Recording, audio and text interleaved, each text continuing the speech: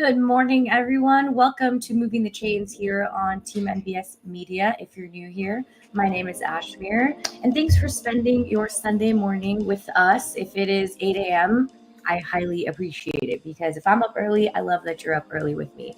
Today, we are here with Joe and Brock. Brock, how are you? It's been a long time since we've chatted. Brock's got a new job, so everybody, congrats. I don't have clapping music yet, but I'll get it. That's my next thing I need to do. All right, so last week I asked everyone, Brock, and I'm going to ask you because it feels only fair and it's still early in the season. I asked everyone's hot takes. So I want to hear what your hot take is for the season. Since they're a polarizing team, I think that the Dallas Cowboys are going to surprise a lot of people and sneak into the playoffs in the final weeks of the season. Oh my God, that is like such a hot take. I had to leave you there. So when I cut the clip, everyone's going to be like, Brock! That is a hot take. I know how bizarre that sounds, and I will gladly walk it back if I'm completely in the wrong. I don't think it's bizarre. I do. Although, they did look pretty good against the Eagles. They barely lost that game. They did. I do think that there are some questions about the Washington Commanders, your favorite team, of course, Joe, especially on the edge on defense. I think that with the addition of Kenny Clark, the inside got a lot stronger with also the Uzua. Obviously, you don't have Micah Parsons. That's a massive loss. But there's an attitude that Dak Prescott and Brandon Schottenheimer had that I don't think Prescott has truly had with any other head coach in his entire NFL career. It's the attitude of resilience. It's the attitude I think is going to grind out some wins in places we don't expect. And from what I was able to see from Oxnard, there are some glaring holes in this defensive secondary, but they have the offensive power to keep up. And if that defense can somehow get it together around Matt Eberflus, that's a big if. I think that they're going to be able to pick up, like I said, some wins down this road that, again, we might not expect.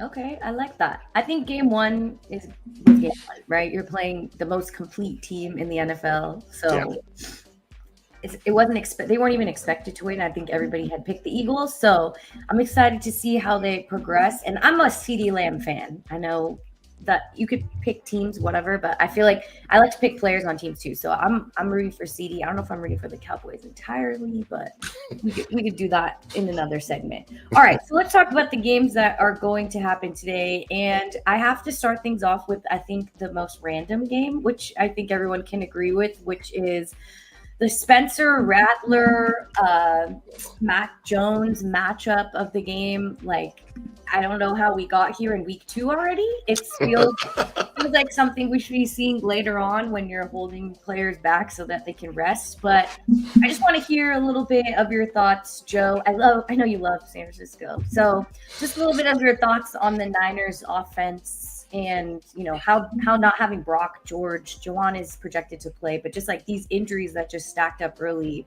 are going to affect them today and going forward.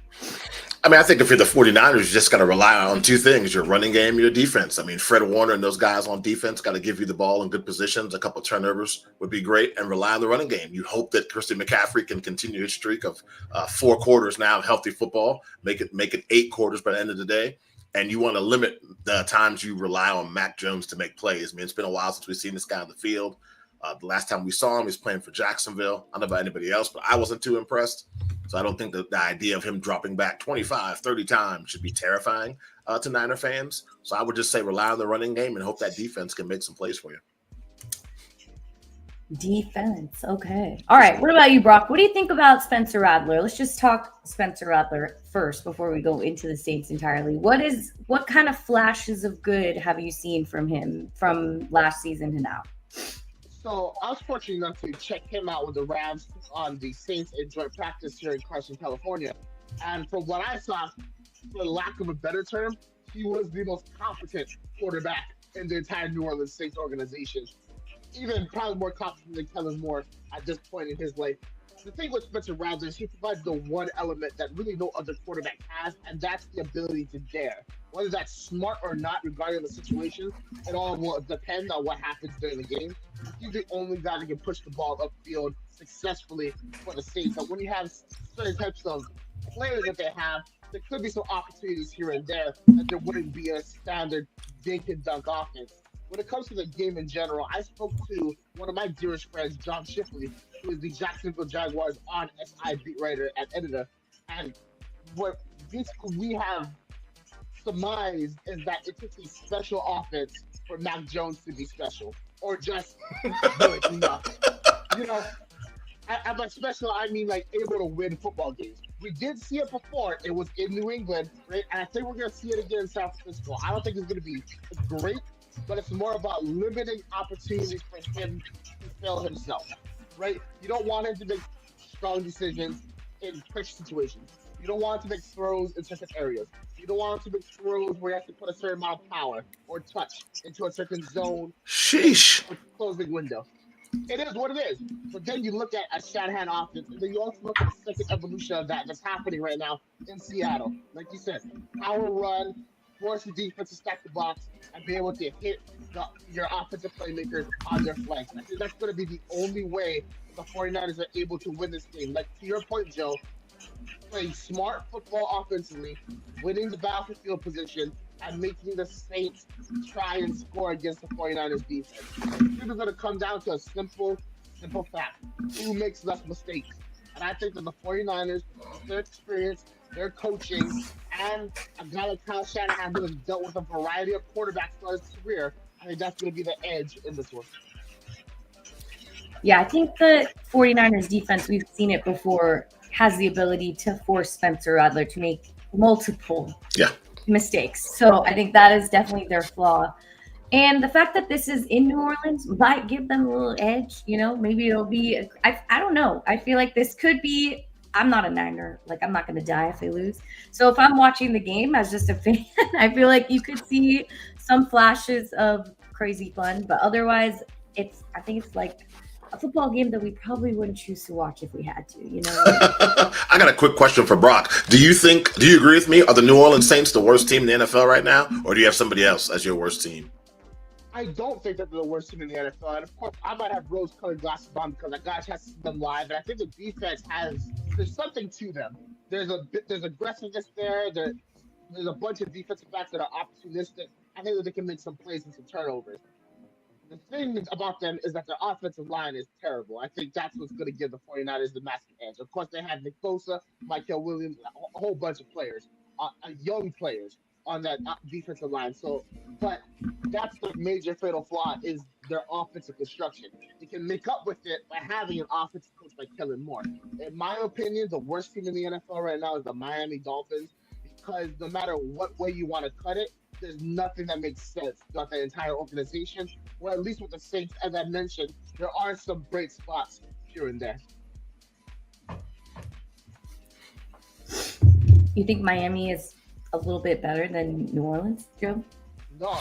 I mean, I see what he's saying because after what you saw last week, I mean, there was just no competency at all from the Dolphins. I mean, Tua looked horrible. You got Tyreek Hill on the sidelines doing what he does best, complain.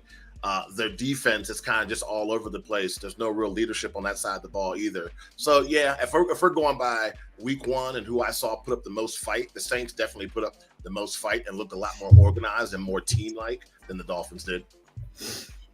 Yeah, I mean, they gave them a chance to come back. Yeah, exactly. Miami got beat down. Yeah. And at the end of the day, and it is just fun to criticize the Saints for their front office moves because they've been horrible for like 5 years now. And since Sean Payton has left, at least you have seen the attempted investment on the offensive line, on the defensive line. When you are in Miami and you invest, over $400 million into 3 players, Tua Tagovailoa, Tyreek Hill, and Jalen Waddle, and none of them have any impact on the line of scrimmage, you're just setting yourself up to lose. At least the Saints have a little bit of something going for them. They got Fuaga on the offensive line. They got some other pieces. They got some pieces on the defensive line, even though Cam Jordan is older and a reduced product at this point. Miami, I mean, yeah, you got Chop Robinson on defense, sure, but I mean, as Zach Zeigler. But when you start losing some of the place pieces they have in other years, and some of these other guys at the end of their contracts and are unable to be extended, I mean, honestly, where do you go from here besides a total blow up of everything? Where do you go from here? I think as we see Spencer Rattler evolve, we can see what the Saints are lacking in, I guess, the rest of their team. I don't think you can put it entirely on the quarterback. He's only in his second year, right? Like he's just figuring it out with this entire new front office as well. So I think this would be, we're not going to give away our picks, but I do think I know where we're all headed in this direction. Next up, we're going to talk about the Falcons and the Vikings. And I picked this matchup, which I think we can all agree. This is going to be a fun game. Michael Penix Jr. versus JJ McCarthy. This is not their first time facing each other. They faced each other in the championship game before they were both drafted. JJ ended up beating Michael Penix Jr. when he was with Michigan. I thought Joe was going to say something. And they were with Washington. That's your team. So I thought you were no, you're good. I was going to in the background like try to keep professional. Throwing a fist. I was like, don't cut her off. Yeah, so I feel like this is a fun matchup after we saw what the Vikings did in primetime last week against, of course, the Bears team, a little bit different, but kind of not in the same way of the Falcons. But there's one thing the Falcons have, and that is Bijan Robinson. And I feel like the running game is going to dominate in a matchup that can, and that is when you have a running back such as Bijan. So for you, Brock, what is something that you've seen? I'm just going to keep it like QB heavy, I guess, but what have you seen from Michael Penix Jr. so far that has also impressed you? He's exactly what Atlanta needs. He's a dynamic quarterback with a strong arm. He's accurate and is able to make plays on his feet, but is not a player that is a run-first type of quarterback. I think that they need a downfield passer for this offense. Of course, their offensive coordinator is Zach Robinson, a former Los Angeles Rams assistant. So he comes from that Sean McVay tree or offensive school of thought. So you're going to see mirroring concepts in order to try to confuse the defense. Penix is the type of player that can fit those balls into those tight windows, those types of plays create. And you also have the aspect of the fact that a lot of times you will have certain running backs doing different things, right? Whether as a receiver, as a blocker, or as a standard runner, while having that extra element of Michael Penix Jr. in his feet opens up certain lanes for Bijan Robinson, for Tyler Algier, or if they're blocking, he can turn into that runner and that fifth option or fourth option, depending on how many receivers they send out on a standard pass play. When it comes to Michael Penix Jr. and his future, I am concerned that Atlanta's lack of financial preparedness is going to force them to lose out on some of their weapons. Even though they might not be high producers, I think that they fit this offense and the mold of it. I think they can grow this into something special if they're able to retain different pieces.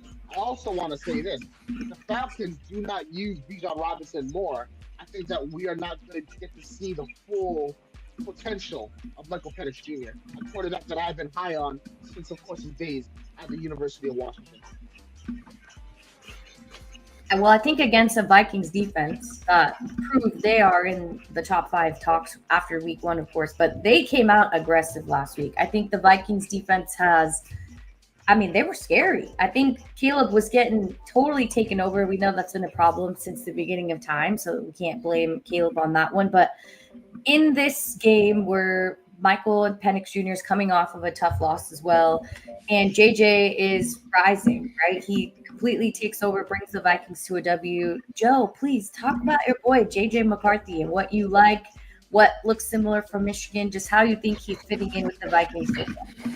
I just liked his grit, man. I mean, they go down early. They're on the road. He could have easily folded up shop. I mean, everybody was talking about how, yes, he was a rookie last season, but he missed the whole season with an injury. How's he going to handle adversity? I think he handled it great to come back. I think that you saw in real time the greatness, which is Kevin O'Connell, him making those in-game adjustments, whether it's in the second quarter or halftime, to get JJ to be comfortable so he's in a position to make plays and win the game. I think that I'm seeing exactly what I saw at Michigan, man. Just a guy who's a battler. I mean, like you just talked about, he won his first professional start on Monday Night Football. Sometime this week, don't remember the exact day, welcomed his first child into this world. I mean, this guy's winning on all different kinds of levels. And I think when you have a mad scientist like Brian Flores calling the defense for the Vikings, it could be a long day for the Falcons. But as Brock said, Michael Penix Jr. is a gamer as well, too. He's not one to back down from a challenge. It's going to be one of the better games of the day. But yeah, with J.J. McCarthy, you're just going to see him improve. I mean, I think you're going to see him run the ball more, definitely keep himself safe, slide, don't want any more injuries. But I think he's a dynamic quarterback, one the Vikings haven't had for a while. I'm wondering. Yeah, go ahead. I'm sorry. So just touch on your point. I'm a big believer in this phrase, which is if has an anarchy, chaos will be a natural product. It's up to each team to decide whether they're going to induce or endure it. I think that the Vikings, with Brian Flores, with Kevin O'Connell, with a guy like J.J. McCarthy, they are going to induce chaos.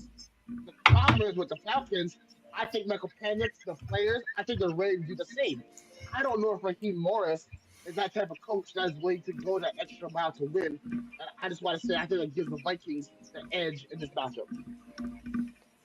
I was going to ask, I wonder how Kirk Cousins is feeling heading back into his OG spot. That's how he's feeling. That's how he's feeling. As his wife drops him off at the game in the G-Wagon, he's fine. Sitting there like this, like, look at my kids all good. Yeah. Hundreds of millions in the bank. He's not getting hit anymore. His wife is happy. She's back in her hometown. I mean, like, life is good. Yeah, and it's a long season. I wish no injury or bad play on anybody, but you could see Kurt in the field again. Yeah, I don't know about that.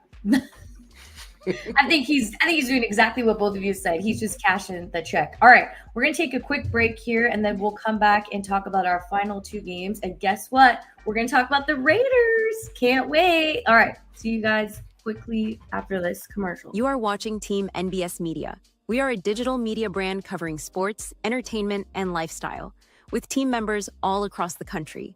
Through our written content, podcasts, and video content, we bring you fresh and professional content. Interested in joining the team? Shoot us an email or DM. The time is almost here. Our picks for the week coming next on Moving the Chains, the only way to start your football Sunday. In 2006, we founded Yeti Coolers with a simple mission: build the cooler we use every day if it existed. One that was built for the serious outdoor enthusiasts rather than for mass discount retailers. One that could take the abuse we knew we'd put it through, out in the field and on the water. One that simply wouldn't break. We decided early on that production innovation would come from necessity and first-hand experience, not from market research and data analysis. Today, Yeti products perform when it matters most. Whether that be an excursion into the remote Alaskan wilderness, chasing redfish on the Gold Coast, or just getting together with friends in the backyard, we make gear that helps you stay out longer, travel farther, and live harder. # built for the wild. Hello, everyone. Welcome back to Moving the Chains. If you're just joining us, good morning. We have already ran through two games pretty quickly, but as I said, I think the Niners game spoke for itself. We were just talking about another game that was happening in the morning. All right, Joe. So I want to hear from last week. What was one of the games that really surprised you? I feel like as the morning games concluded, they're of course a frenzy, but we didn't really get the most exciting football till the end. But I just want to hear how week one looked like to you. I mean, I think for week one, you got to start with the Buffalo Bills. I mean, that was a fantastic comeback. The Baltimore Ravens obviously had revenge on their mind. We're playing great. King Henry running and stiff arming over everybody. I was like everybody else, thought that game was in the bag for Baltimore. I'm already thinking about my post-game snack. Next thing you know, Josh Allen and Buffalo Bills have different ideas. A great comeback, a guy they picked up off the street literally as their kicker seals the deal. So I think for me, that was one of the big takeaways was the Bills, and also questions already after 1 week for the Ravens. Of course, I got to go back to my guy, Aaron Rodgers, in the battle. I mean, just to show that he still has it, I think was the biggest thing. The Steelers' win was icing on the cake, but a lot of people thought he was washed, a has-been, couldn't even make plays anymore. So I think his performance was really, really good. I think that Daniel Jones, albeit against the Miami Dolphins, a win's a win. I think you got to be impressed with what you saw from that Colts defense and from Daniel Jones. On the flip side of that, if you're a Dolphins fan, you had questions before the season. You probably have 30 more after watching that first game. So there's some of the things that caught my attention in week one. Yeah, I agree with every single one of them, especially Daniel Jones. I think everyone wrote him off, right? You think that the Colts were not going to be successful. And it's surprising, exciting. Every drive, he's scoring, right? Like, you can believe that Colts team can turn that around today. They're facing Denver. Okay. Very different. But when we talked about the Titans and Denver last week, we definitely said that defense was going to come out guns a-blazing, and the Titans were able to keep up that entire game. So I think if Daniel Jones is riding off that with this same offense, I think that can be repeated here. Especially against the Broncos team, we thought was going to be a wash. Like, there was no way Titans were even going to get on the board. And for the first half, it was a very close game. I thought that was exciting. Of course, we all have to talk about the Bills game. That was crazy. I mean, like, I literally went to get ice cream in the middle of the game. I thought it was over. I was like, okay, let's go get ice cream. This game's over. I checked my phone. I was like, oh, it's still, 25 something. And then all of a sudden I come home and I'm like, wait, there's only a 3-point game? Like, what just happened? And the fact that Josh Allen, we can't blame Derrick Henry, the king, entirely, but we all know if that fumble does not happen, this game might not be a Bills win. And I didn't say I was the only person to pick the Bills last week. We got to do a recap of last week's picks and our records. For sure. I mean, I think I won. I got 11. Yeah, I'm pretty sure. I know I didn't. I think I got 7 right last week. Yeah, so I'm 11, 7. Jalen, I think, also had no gloating on this side for me at all, for sure. That's okay. On that one. Did you guys? I don't remember. I'll have to look at the thing. But I picked my team. The Raiders won. I picked the Bills and somebody else. Packers. That game was also. They look really good. Green Bay. Yeah, they look. That might be another storyline coming out of week 1 and obviously week 2 already. The Green Bay Packers look for real. Yeah. What was your reactions on Thursday? I was surprised, but not really, just because I thought the Commanders' offensive game plan was super conservative. And I think that a lot of the concerns Commanders fans had about that defense, where's the pass rush, can the linebackers do what they're supposed to do? I think all the answers were no, they cannot from that game on Thursday. And I think that for a lot of people who were like, oh man, Super Bowl year for the Commanders are going all the way, got a little bit of humbled, and I would think they would like lower their expectations a little bit. I know there was that one tackle on Jalen Daniels where the whole Commanders nation held their breath hoping it wasn't a serious injury. Knock on wood, it was not. But I think for Washington, you got to learn from it. I mean, I think our next game is against the Raiders. So you just got to bounce back, get ready to play Vegas. I think that a lot of people, like I said, were talking about a return to the NFC Championship game. A lot of lucky bounces and good luck for the Commanders last season. I'm not saying they're going to be trash or anything this season. We're going to the playoffs, so you can write that down and book it. But I think as far as like the expectations being too high, they must have gotten lowered a little bit against Green Bay, and Green Bay showed the rest of the league they're the real deal. That defense is nasty. Yeah, I was going to say the defense is really what like changed the game, especially for Washington. And last week, I mean, they were just the Lions don't even look like themselves. I don't know. Yeah.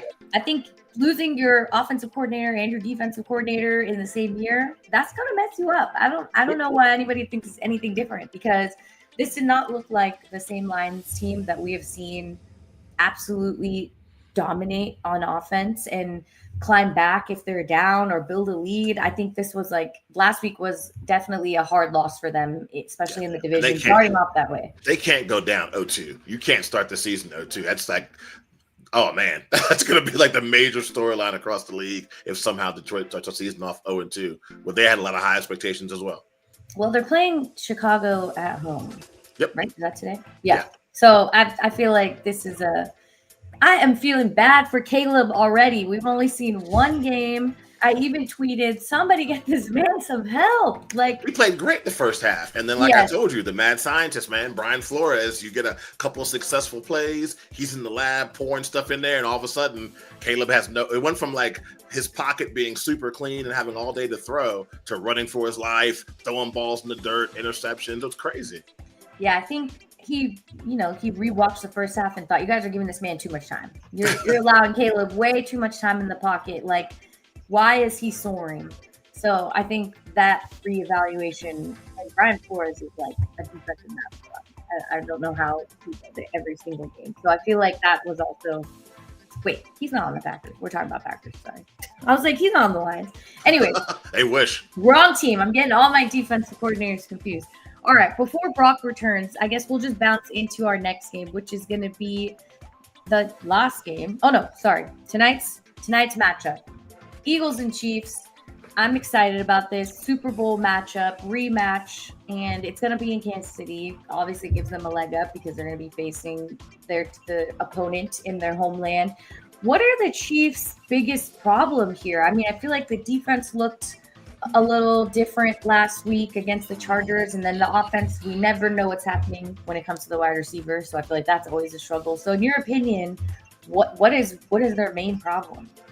Yeah, I mean, you just hit it. That the offense has got to be consistent. They got to figure something out. Who's the playmaker? I'm used to Patrick Mahomes, the 50-yard bombs down the field for touchdowns. Explosive plays are lacking. Isaiah Pacheco, the angriest man in football, every time he runs the ball, needs to establish himself as one of the better running backs in the league.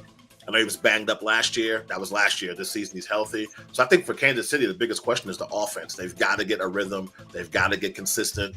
I mean, Patrick Mahomes already puts fear in people's hearts, but they need some players on the outside and some guys in the running game to put fear in defensive coordinators' hearts as well. If they can get a consistent offense and start getting back to making those explosive plays and being the Chiefs of old when this dynasty first started, I think they'll be just fine because that defense with Spagnuolo is always going to keep them in games. It's up to that offense to figure out what are we going to be. Are we going to be a smash mouth offense that sprinkles in the throw with one of the best quarterbacks to ever lace them up in the back? Or are we going to throw the ball over the yard? Losing Worthy doesn't help them at all, but their offense has got to figure out their identity. Welcome back, Brock. Want to hear what you think the Chiefs' main issue is. Their defense looked a little scattered last week, and then offensively, they're always missing that number one guy. Yeah, I think you guys touched on it. I'll go a little bit deeper in my analysis, and I'll say that the game is going to come down to this. What did the Chiefs do since last Friday to right now in order to get Patrick Mahomes linked up with Tyquan Thornton and Hollywood Brown? Now, obviously, Thornton and Brown are not the same caliber as a Rashee Rice and Xavier Worthy, but they're fast and they're getting open against the Chargers. We have seen that this Eagles team does have some concerns at secondary, especially with Adoree Jackson. We did see those certain throws that were just a little bit too far, a little bit off target, a little bit of miscommunication, right? Patrick Mahomes on last Friday, for the first time in, I felt, a long time, went back into that gunslinger mode that we all know and love. For a long time, he's been essentially a game manager. Now, before anyone gets on me, people have associated the term game manager with a poor performing quarterback, when that simply is not the case. It simply is not the case. That's just a play style. And we have seen Hall of Fame quarterbacks in the NFL who are game managers, who make sure the run is taken care of, who is able to make critical throws in critical moments, who isn't necessarily the guy that you expect to go out there and put up blazing numbers. Dare I say, Troy Aikman was a game manager. He's probably the best one to ever exist, and he won 3 Super Bowls. As a game manager, Mahomes won back-to-back Super Bowls and almost won a third, right? Because that's what the team needed at that time with the players that they had. Now we're seeing a situation where these defense can get exposed, where we're seeing don't have the same ability to target Travis Kelce in the volume in which he once did. So you have to go the outside again, right? So if that's the case, and the Chiefs are going to let Mahomes be Mahomes again, what are we going to do? How are we going to position our receivers, give our quarterback the best shot to win this football game? And of course, I think that'll be the difference.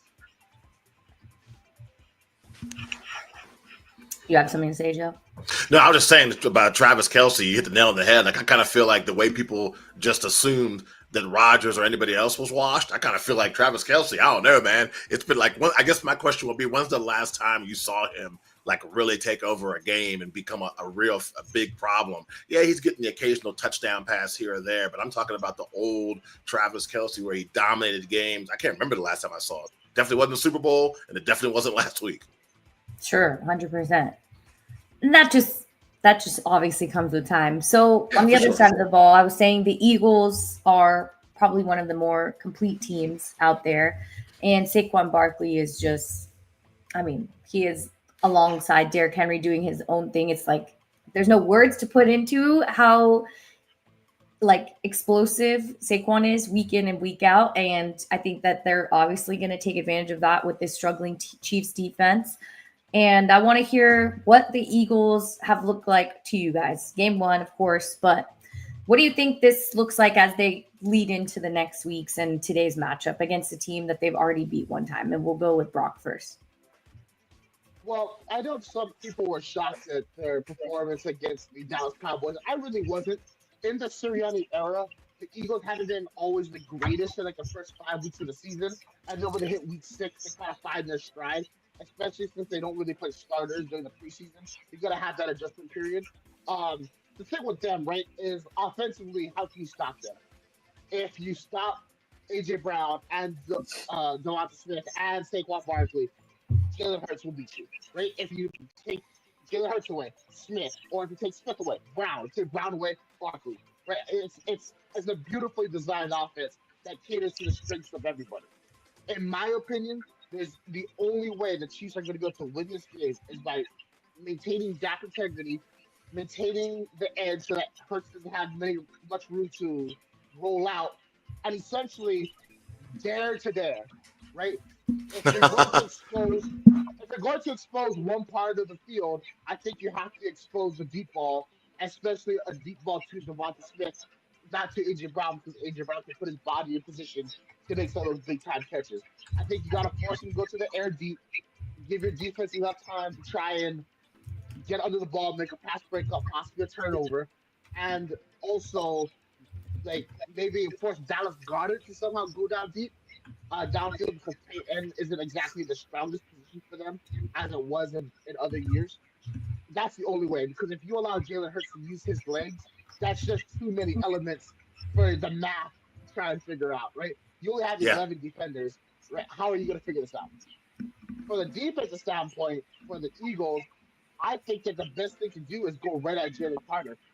I apologize for my fiance's and I's cat in the background, but when it comes to the defense, I think I'd go at Jalen Carter. The thing that they're lacking right now is the mentality of both a Fletcher Cox and a Brandon Graham.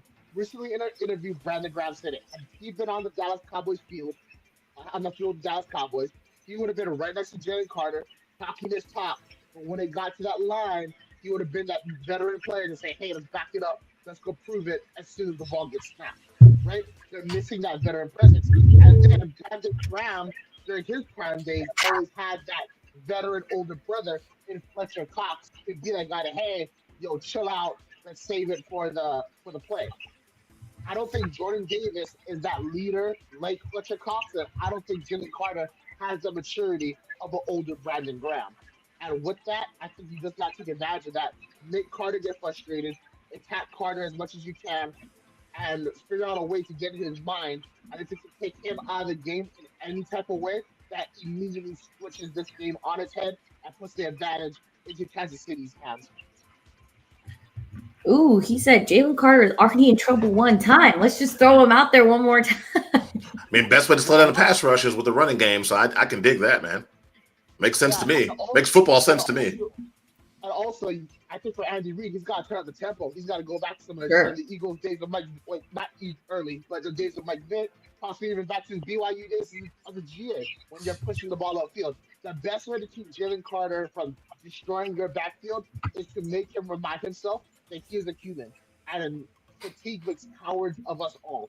I think it's time to go no huddle and just push the ball upfield and make him have to jog those yards and then try to, make explosive play one time after another within a span of 30, 45 seconds. I don't think he's going to be able to do it. I think that gives Kansas City the upper leg on offense. I agree with that. For sure. I don't know. This Kansas City team, I mean, you can't take it against Patrick Mahomes, but I think the rest of the offense surrounding him, he's been able to do amazing things. But I really don't know if that offense is going to be able to explode in the way that Brock has just described so beautifully. So if you're a football nerd, I think you just love Brock's whole breakdown. But I do think that I was learning the whole time. I do think that the Eagles have all of that. And with A.J. Brown only getting one target last week, I think whether he's injured or not, he doesn't like that number. One is not his favorite number. So I think that having that plus Devontae plus Saquon, no Dallas Goedert, but just having the entire offensive core there, and I mean, having Patrick Mahomes' face, just knowing how sad he was losing that Super Bowl last year, I think all of those things guide the Eagles to not my prediction, but I won't say win. So well played. All right. Finally, we'll talk about the Raiders and the Chargers. Geno Smith against Justin Herbert. And as a true Raider fan, which means my entire family was saying this, they were like, hey, Geno looks good. Geno looked good last week, didn't he? Like, they're really tooting his horn. Everybody is on board. Of course, Raider fans start off positively every single season, every single new QB that they got in the roulette of life. So I want to hear from you guys. I think Geno has been a reliable QB. He's obviously continuously getting his time to shine. So, Joe, what about Geno and this Raiders' strange offense, these random wide receivers that are bouncing out of nowhere? What did you like from last week? I mean, Geno was Geno. He's going to give you solid quarterback play. He'll have those couple of plays where you're like, what the hell are you doing? With a bonehead interception here or there. But that wasn't the case. That wasn't the case last week. And then to do it on the road was definitely doubly impressive. And I mean, I'm a big Pete Carroll fan. I'll tell people all the time, he's a culture changer. So the culture of the Raiders has completely changed already with Pete Carroll as the head coach. Smash mouth football. We'll sprinkle in the passing game here or there. They're going to give you really, really good effort. Max Crosby and those boys are going to give you the business on defense the best they can. Like you said, it's a bunch of random receivers now, but I feel pretty confident by the end of the season, besides Brock Bowers, there'll be a wide receiver or two in the Raiders roster that people know just by their number to know what the person's name is. And then obviously the rookie out of Boise State, Jeffries is going to get his chance to get the ball more and run. I think that offense is going to develop. It's one of those offenses that the way the Raiders play offense in week 2 won't be the same way they play offense in week 11. It will evolve, and they'll figure out who's good at what. But I think having a veteran quarterback like Geno Smith is a good first step, and him and Pete Carroll obviously had success in Seattle. I think from a Raiders fan, I feel pretty good about this team where they're going right now. Yeah, we've got the battle of the rookie running backs. Go ahead, Brock. Yeah, I agree with almost everything Joe said. It feels like for the first time in a long time, the Raiders have a Raiders type of head coach again, and that's exactly what they need. Bingo. Yeah. Looking at this team, how do I put this? Let me back up a little bit. I have had conversations with my direct boss, which is Las Vegas Raiders on SI's beat writer Hanzo Carpenter. And also I spoke to his co-beat writer Ezekiel Trezevat. And we've spoken about this Raiders team here and there. And when it comes to the wide receiver room, there's two guys that I think that could really impress some people. One, he's not even on this list. I just want to shout him out. Trey Tucker for having that touchdown grab last week against Patriots.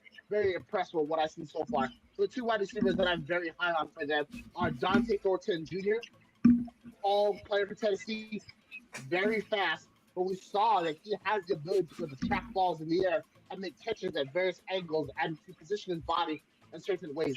I think he's a dynamic talent that can really open up his offense. I think that as his career progresses, with the defense being stretched because of guys like Thornton and Brock Bowers and Jacoby Myers, Jack Beck, the rookie out of TCU, is going to be a player that is able to find those spots, find those spaces in zone coverage, sit down for Geno Smith to go and target. People don't give Geno Smith enough credit for what he did in Seattle. Seattle's offensive line was a wet paper towel for about 2 years. True story. Yeah, he was still a top 10 quarterback. Of course, he leaves, and that's when they address the offensive line. But that's neither here nor there. The point is this. When he came into the Raiders, they do have some issues on this offensive line for the Raiders, but they do have a veteran left tackle in Colton Miller. They have a strong, promising player in Jackson Powers-Johnson, who I have been high on for a long time. Dylan Parham is arguably one of those underrated guards in the NFL. When you have that kind of timing that you didn't have, of course, the product is going to be better considering what the numbers he was throwing up in Seattle when he didn't have the same protection. Of course, last year he was running a collegiate offense at the NFL level under Ryan Grubb, but he's still doing the same thing with Chip Kelly, honestly. So he's essentially in his element once again, and Chip Kelly's ability to design those RPO plays give Smith the ability to use his legs, and the simple threat of him being able to run on you makes defenses open up a little bit more gaps deeper downfield for Smith to exploit. He also throws a beautiful football. The decisions can sometimes be a bit bizarre, but Yeah. when the decisions are right, he can place the football anywhere, and the way that he can throw with such a lift that gets right over the linebacker, but before the safety, find those seams and those spaces, it's a beauty to watch. Since 2002, the year they went to the Super Bowl, the Raiders have only had three non-losing seasons, and all three of them were with Raiders type of coaches. Yeah. Tom Cable was an offensive line coach who was a hard ass, right?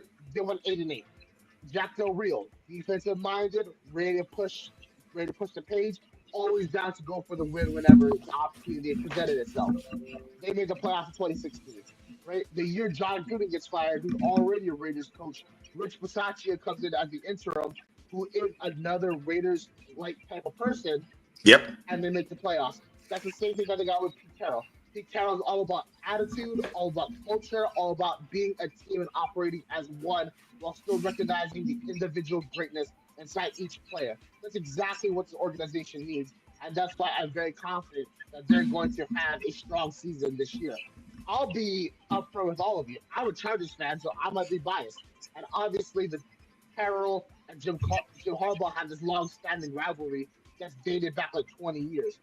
I think the Chargers had the edge in this game because I think that they have the more sound defense. I think that they're catching the Raiders at the right time in terms of they're still trying to figure out this offense.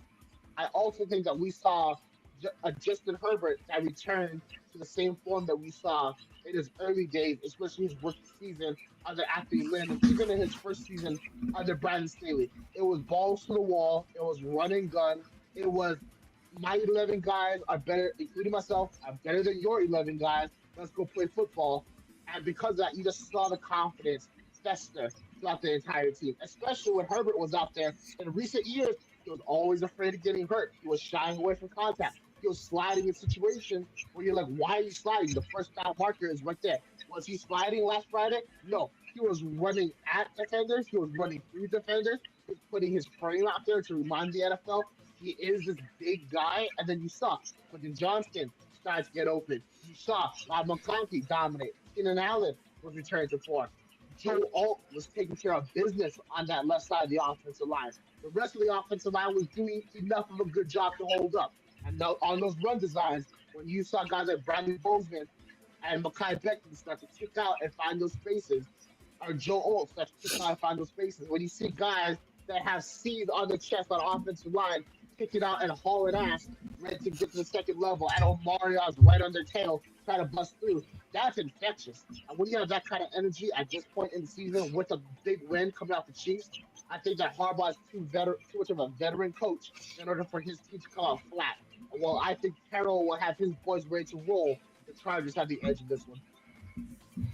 Well, we've got the two running back rookies matching up, and obviously they didn't have huge games in their first game out. It didn't matter. That's not a big deal. But I think they'll definitely be utilized more in this game, especially on the Raiders front, as Brock had touched upon. So just wanted to see what you think these two rookies are going to look like as the year develops. And we'll start with Ashton Genty, of course. So, Joe, what do you think that's going to look like for the Raiders? I think he's going to have a great season. I think that Ashton Jeffrey is going to have so many touches, so many opportunities, not just to run the ball, but to also catch the ball at the backfield. We talked about Geno Smith's smart decisions, a veteran quarterback. He'll give him the ball in good positions. I think this guy has a chance to really put up a lot of numbers. I mean, it's kind of like different sport with the NBA. When those rookies go to bad teams, they're going to get more minutes, more shot attempts. Their stats are going to be higher. I think that's kind of where he's going to be at with the Raiders. He's going to have every opportunity to succeed. I think he couldn't have asked for a better situation, a better coach, and a team that really they need him. So he's going to have a chance to shine. All right, Brock, I intentionally gave you Omarion Hampton because I would love to hear what you think that's going to add to the Chargers offense, which was obviously really lacking a running game. Yes, first of all, I want to say thank you for that because I, as a member of TeamNBSMedia, got an opportunity to watch Ashton Genty live, and I'm tired of reading about him. The way he smashed like doing the Rebels last year. But when it comes to Omarion Hampton, he's the exact type of running back that the Chargers needed. In my opinion, he's the best running back the Chargers have had since the Damian Tomlinson, who of course is my favorite player Wow. growing up.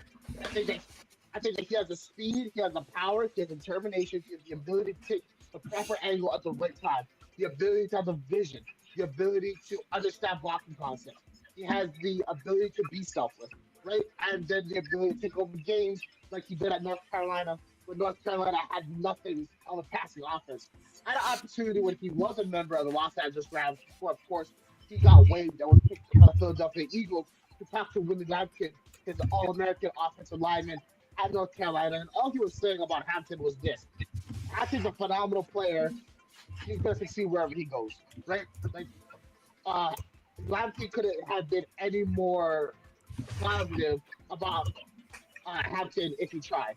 So when you have your own teammate from college backing you, when you have the film, and then when you have an opportunity for Greg Roman, despite what you want to say about the pass game, as a run designer, the man is brilliant. Have a week to assess how his team did in week one, and start to institute more of his designs. I think that we're going to see a bigger performance from Hampton, especially now that the Raiders don't have a guy like Christian Wilkins in that interior defensive line to try to plug things up. Yes, they did get Thomas Booker. Yes, they did draft Tonka Hemingway. Yes, they did bring in J.J. Pegas. Yes, they do have some guys, but they're young guys, and they're still learning this defensive system under Patrick Graham. And because you have Roman, who's in his second year, I think that level of familiarity is going to be the difference between the two running backs. Okay, I like that. I think this is gonna help the Chargers, especially down the stretch when Justin Herbert gets hit a couple more times than he needs to. And I think that we've all enjoyed seeing Omarion develop in college and then coming to this team. So I'm excited to see how he evolves as well. All right, now it's time for our rapid fire for the day. So let me pull up my board.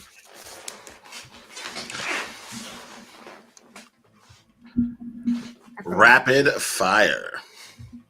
Got to redeem myself from last week. I think I have 7 right. Pathetic. Okay. Do you see the screen? Not yet. Well, it says I'm sharing. All right. I don't know how did I do this last time? Invite it as a guest? No. I saw it for a split second and then it went away.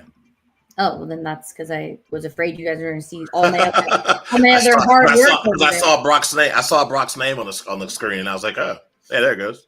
All right, perfect. So first, we've got Cleveland at Pittsburgh. Love that. Pittsburgh. What are we talking about here? Yeah, I mean, if there's anyone that knows how to beat Joe Flacco, it's the Steelers defense. So I'm going to take Pittsburgh on this one. Yeah, definitely got to go Pittsburgh on that one. Yeah, I'm with you guys. All right, I forgot to add the logos here. So for everyone that can't read, we're picking Pittsburgh, okay? Pittsburgh all around. And last week, I won the week. Jalen was in second, and of course, Joe was in third. All right. Next up, we've got Tampa and Atlanta. Wait, is that right? No, they played last week. Yeah, it's last week. Oh, sorry. Are we on the? Am I on the wrong? I was thing? like, wait a minute. Did I not update this? Yeah, like young White Cool lost his job because of that game. And Yeah, I've noticed that. Not didn't even travel with the team, bro. Yeah, he's at his house right now. He just ordered Pizza Hut. They said he's sick, okay? Yeah, right, of course he's sick. I'm going to write him down, but I got the wrong graphic up, everybody. Of course he's sick. That's okay. What we got next? All right, first we've got, let's see here, Giants and the Cowboys. I'll go Dallas. I'm not gonna choose with my hatred. I'm gonna choose with my football mind. I'll go Cowboys. Yeah, I think concur with that statement. You guys heard my hot take earlier. I think Cowboys sneak into the playoffs. I think Russell Wilson, I love the man. I think he's a brilliant quarterback, a brilliant human. He's great, but at this point, his career is over. Yeah, it's sad. Jackson Dart needs to go in the game sooner rather than later. I think it's going to be week 3, and because of this game. All right, Seahawks and Steelers. It's such a tough one, but because the game is in Pittsburgh and because the Steelers have always been pretty solid early in the season, they don't like to drop off until at least November, right before Thanksgiving. Wow, the shots being fired. It's the truth, though. I'm going to go with the Steelers because the Seahawks have to rely on the run. The Steelers have always controlled the line of scrimmage, and if they try to attack their flanks, Jalen Ramsey's right there to make Sam Darnold pay. I'm taking Pittsburgh. Yeah, I'm going Pittsburgh too. Jalen Ramsey rearranged somebody's organs last Sunday. That's pretty cool to watch. He fits in perfect with Pittsburgh. He does fit in so perfect. He fits in. And the tape around the fingers, old school, man. Yeah. That wasn't nobody. That was Garrett Wilson. That was $92 million Garrett Wilson. I think I'm picking the Steelers too, just because that defense is super. I would not want to go up against them, but I think Seattle looked pretty good last week for a minute. I picked Seattle to win because I was picking the anti-Niners. All right, next up we're going Rams and Titans. Boss man, I'll throw it over to you. I know. I'm going to go Rams. I mean, obviously, I'm intrigued about this whole Our insider. Yeah. I was going to say, I want to see Cam Ward do really well. I mean, I think he's the least talked about number one draft pick I've ever seen. It's not an offensive lineman, but I think the Rams roll with this one. Yeah, I wanted to jump on that, stand on my soapbox for a second and say the disrespect shown to Cam Ward by a lot of people in terms of attention has been bizarre. I think it's because he was drafted by Tennessee, was drafted in a different market. We might be talking about him. But this is a guy that I've been following since his time at Incarnate Word. Incarnate Word. Always confused that school's name ever since J.G. Kinney was there back in. So that's the point. The point is, I watched him from Incarnate Word. I watched him Washington State. I watched him at Miami, and he's had one big problem throughout his entire career. When the pressure gets hot, he likes to bail. I don't blame him. I would do the same thing if I had his talent. The problem is he runs backwards, and that's going to lead to issues with this Rams defensive line. The Titans already don't have J.C. Latham. They don't even have Tavondre Sweat on defense side of the ball. The Rams have a clear advantage on the line of scrimmage. I think Byron Young in this new Joker type of role being placed all over the field, he's going to eat, and he is going to put Ward on the ground multiple times. I have the Rams winning this one easily. Yeah, I think Rams. I think we're unanimous for too many games so far. Just saying. That's all right. Somebody will go lone wolf. All right. Cue up the sound effect. Bills and the Jets. I'm going to have to go with the Bills. As much as I'm not confident in the Bills this year, and before all of Bills Mafia comes at me, let me explain. I'm confident in Josh Allen. I'm not confident that Josh Allen and Sean McDermott have it going on anymore. I am starting to get the feeling that something's about to fall from the seams, and that both men are looking at each other no longer as, hey, we got to do this together, but more as, you are the reason we can't get to the Super Bowl, right? Josh Allen has the argument, bro, I gave you the lead with 13 seconds, and you couldn't cash it. And then McDermott can say, well, that was years ago, and I'm giving you opportunities with the ball in your hands to win the game at the end, and you can't. I think that as the season goes on, we're going to start to see them fracture. And not for sheer divine intervention last week, but the Ravens would have blown out the Buffalo Bills. And we don't talk about that enough. If Derrick Henry doesn't fumble, he gets 2-3 first downs. Yeah, I mean, I said the same thing. Yeah, right. Okay, a little Buffalo Bills tea. I like that. I like a little drama in my NFL season. It's the Jets, right? It's the Jets this week, so I'm not picking the Jets, right? I'm picking the Bills. Yeah, I'm not using a lone wolf from the New York Jets. I'm going Buffalo Bills. Sure. Good effort though from the Jets. Good effort. Yeah, true, but I know it's quick. I just want to say this to wrap up. Bills historically have struggled when they play the Jets in New York in MetLife Stadium. Yes, so I think yes. That's why we're going to see some of those scenes that can fall apart. But I think Bills win in the end, like a 12-10 kind of game. All right, next up, we've got Patriots and Dolphins. The Boo Boo Bowl. Just kidding. I'm going to go New England. I think that they, I'll go New England. I'll go Patriots. The Dolphins, just like Brock said at the beginning of the show, the Dolphins have so many issues and the Patriots have less. Yes, I agree. It's simple to me. Yeah, I'm actually going to have the dissenting opinion on this one. I'm going to take the Miami Dolphins, even though I just... Whoa! Here's why. Obviously, the Dolphins are a dumpster fire, and I don't expect them to get much more wins than outside today. However, it's very hot in Miami. It's very humid, and these guys are coming from New England. That was like gray clouds last week. I think that that's going to play a massive factor in the game.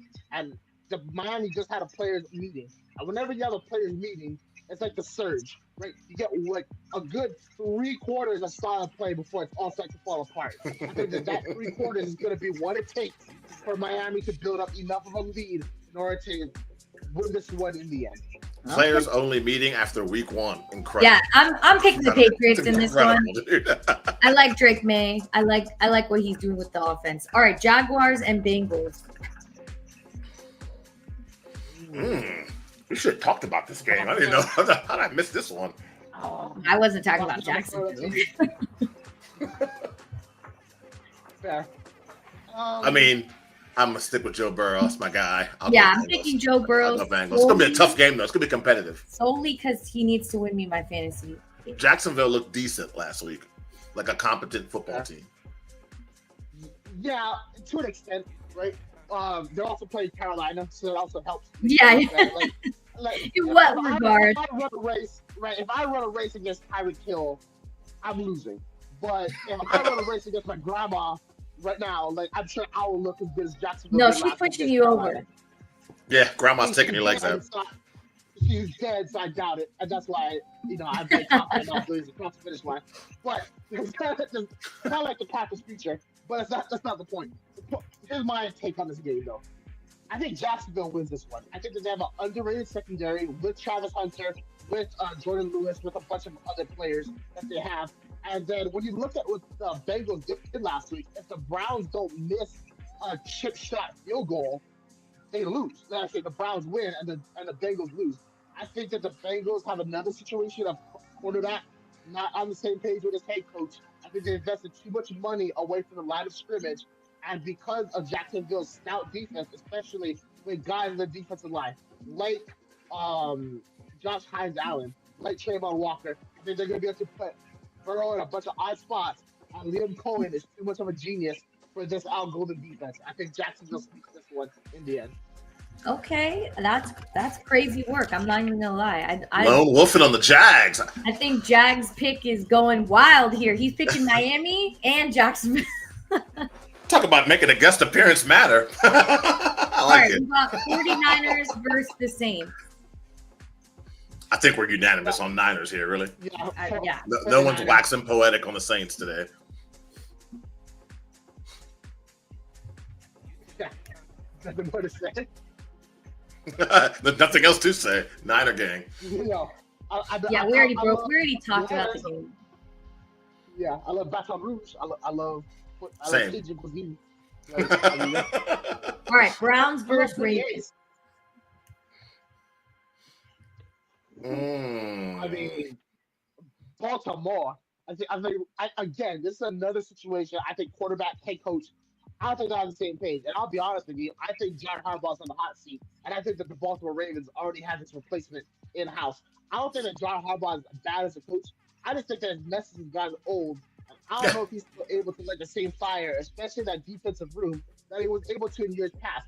With that being said, Zach Orr, brilliant defensive tactician, leader amongst men, a guy that has been on the field in a leadership position before as no linebacker. I think that this guy might be the Ravens' next head coach. Of course, it's a discussion for another time. With this game, though, I think that they get it rolling. Lamar Jackson finds a way. Derrick Henry finds a way. They win this one easily. Yeah, I say Ravens big. Yeah, I think they're going to take out their anger from last week on the Browns. Bingo. Bears versus Lions. Man, Ben Johnson had those boys playing so good in the first half. And then the second half, they remembered, wait a minute, this is a Bears jersey I'm wearing. We're supposed to not play good football. This is supposed to go down. So I'm going to go Lions. I think Dan Campbell gets those guys in order. Jared Goff gets those guys where they need to be. Yeah, I'll go Detroit. If nothing else, the Lions can lean on their defense to get some turnovers, maybe even score a defensive touchdown. But I'm going to go Detroit. Yeah, unfortunately, the Bears are like a dash recital, right? But it's everything that you practice throughout the week. Oh, it looks excellent. It looks like the Rockettes. It looks like ballerinas on the dance floor. But everything is smooth, silky, hey, succinct. You know? Oh, it's time to freestyle. oh, bro, it's like that Australian lady at the Olympics. That's the problem with the offense is whenever they get out of their scripted plays, it's time for Ben Johnson to lock in. Johnson's locking in. He's scheming stuff up. Caleb can't hit the receivers. DJ Moore's running wrong routes. Right? The entire construction is just not happening. Sure. That's why I think Detroit gets the edge in this one. And two, John Campbell has known Ben Johnson for a long time from their days back in Miami. Yeah, that's a good point. So there's the early 2010s. So this is over a 14, 15-year relationship. I think Dan Campbell, again, he loves to induce chaos, as I been mentioning earlier. I think he's going to induce it against Johnson. I think Johnson's going to have to endure it because I don't think he has a team that's able to respond right now. Yeah, for sure. I agree. All right, Broncos and the Colts. Daniel Jones. You know what? I'm probably wrong, but you got to go lone wolf somewhere. I'm going to go Colts. That's honestly, I do not hate that. You got to go lone wolf somewhere. I'm going to go Colts. I do not hate that. I think that young defense will have something for Bo Nix. Yeah, I don't think that at all. I think they got some really interesting players on defense. Latu, obviously on one side. I apologize for my pronunciation. Again, anything more complex than John Smith is going to be a disaster. Yeah, for sure. You know what? Before I offend somebody, let me get the proper pronunciation of this. He is a phenomenal player. And again, even though I grew up in the islands, anything more deeper than John Smith is not. It's a disaster. He went to UCLA. Right. That's the point. The point is the German's name is. Wow, I don't even. Now it's not even coming up on my screen. I apologize for that German. But when you have guys like DeForest Buckner, Grover Stewart, other players that they have on this defense, obviously Treverius Ward is out. Oh, Nick, the guy that's thrown interceptions repeatedly. You want to go Colts, right? This is Daniel Jones, and Denver has Nick Benito on the offensive side, on the defensive side of the ball. He's going to wreak havoc. I think that Sean Payton is smart for this situation. I think RJ Harvey has a massive day for the Denver Broncos. I picked Denver in this one. Yeah, I feel like if they had Treverius Ward, we'd be having a little bit of a different conversation. All right, Panthers and Cardinals.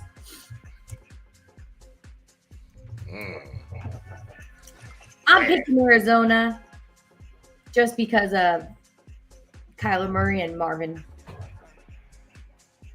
Yeah, I'll go Arizona. I mean, Carolina, even though it was only 1 week, I had some hopes for we'd see a big difference in play. Yeah. And after what we saw from the benching, the way Bryce came back and played really good football, and you saw improvement from before the benching and after the benching, all that, like Brock just said, once the music came on, we forgot the steps. It was bad to watch last week, so I'm going to go Arizona. Yeah, and this one, before I begin, I would like to clarify my statement. The gentleman I was trying to refer to, I got my names mixed up, and I apologize. I was just going to add Quiddy Payne, Grover Stewart, DeForest Buckner, defensive line. The gentleman I was referring to was a former coach, but not Chicago Bears, Dale O'Day. So, apologize again. I think that Quiddy Payne is going to be a difference maker in this one. He's going to show us something that he hasn't really seen before, even though Dale is actually dominating with the Bears right now. When it comes to this thing, I have to go with the Arizona Cardinals again. I think that they have one of the more underrated defenses in the NFL. They not only invested in free agency, they did so in the draft, picking up Will Johnson in the second round was a massive move for them.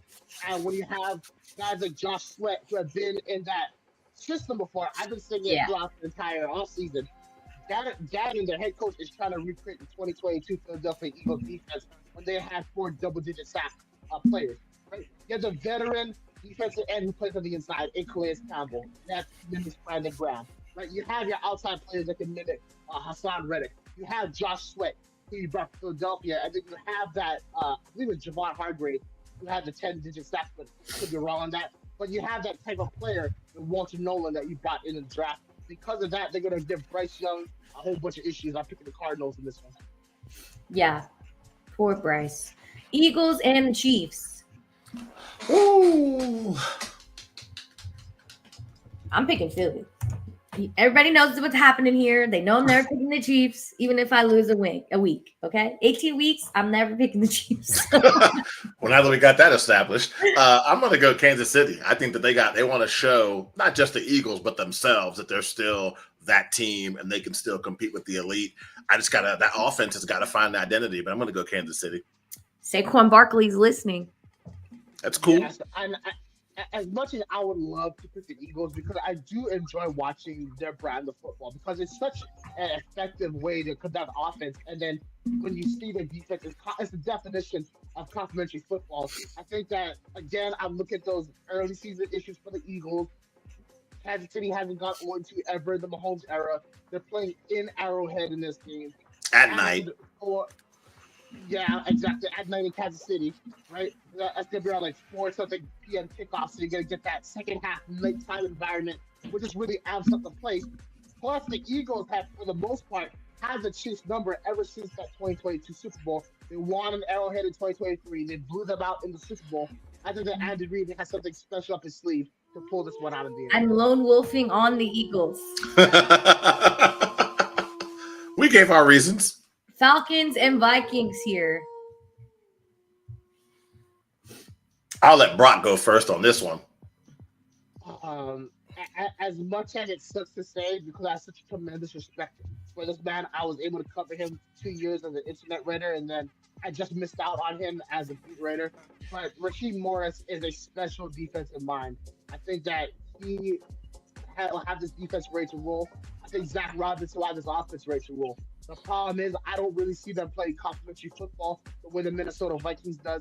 The Falcons have units. The Vikings have a team, and that's why I'm taking the Vikings in this one. Yeah, I'm picking the Vikings too, just for that. The defense last week, they looked like they all around trust JJ, week 1. But I'm skeptical. I think Atlanta could win. I think Atlanta could win. I think Penix has a better night, but I think that when it comes to those moments when coaching matters the most, O'Connell has an edge on Morris by a significant margin. I would agree with that, and because of that, I'm going to pick the Vikings. Vikings all around. And we have 2 Monday night games: the Bucks and the Texans. Man, my man CJ Stroud just. I know. I don't even know. He had a documentary on this. Now he'd already have the big board out. I feel like I'm gonna definitely play off Brock's words and say that Tampa Bay has better units than the Houston Texans do. So I'm gonna go Tampa Bay. Defensive side, the wide receiver corps, even without Godwin, the running game with Irving. I'm gonna go Tampa Bay. Yeah, I'm with you. Yeah. I mean, do you really need Chris Godwin when Inuka Ibuka's playing so well? Sure, dude. You're take the month, take the year. Looks like a 5-year veteran out there. Exactly. And then you talk about continuity, right? And yes, they both teams lost offense coordinators. Buccaneers, Liam Cohen got promoted to be a head coach, so the Buccaneers promoted their system, whereas the Texans fired their guy, Bobby Slowick, brought in former Rams tight end coach Nick Haley to install both in McVay style and a Josh McDaniel style offense, depending on whatever he wants to do into the Houston Texans. And what have you learned? It doesn't matter right now, because even though they installed this new offense, even though CJ Stroud does have more freedom at the line of scrimmage to make different audible calls, to make changes to protection, they're just not succinct yet. And CJ Stroud said it himself. What did the Rams do that affected him? They presented him with different defensive fronts, and they applied pressure at different angles. Who is the mastermind of doing that? Todd Bowles. And that's why I'm taking the Buccaneers in this one. Yeah. Could be ugly. And Nico Collins dropping the ball. It just was not their week. All right, last game, Raiders and the Chargers. We know where Brock and I are headed. So what about you, Joe? No, I'm going to go with the Chargers. I mean, I think that the Raiders are a fun team, a cool story, but the Chargers are on a mission. The Chargers are on a mission. I can't believe the Raiders win. I'm going to come back here. Such a coulda, shoulda, woulda team for the last couple of years. The Chargers are over it. They mean business. I think they're not talked about enough yet still. It's only week 2, but not enough people are talking about what the Chargers could possibly do this season. Well, thank you, Brock, for joining us as always. If you love football, Brock is your guy. He'll break it down for you for hours on end. Be sure to follow him on all his social media. And thanks for joining us, Brock. It's been so fun. Yes, thank you guys for having me back. Always love Team NBS all the time, and catch y'all next time. All right, perfect. Thanks for I love the analogies. the dance recital. I'm gonna keep that for the whole season. It's just gonna be our banner, as Brock said. All right, cool. Well, Thank thanks you, everyone guys. for tuning in, and be sure to enjoy your Sunday. Have a great day. Good luck in fantasy, and we will see you next week. Be sure to subscribe Team NBS Media everywhere: TikTok, Instagram, X, whatever social platform you are on. And we will see you next Sunday.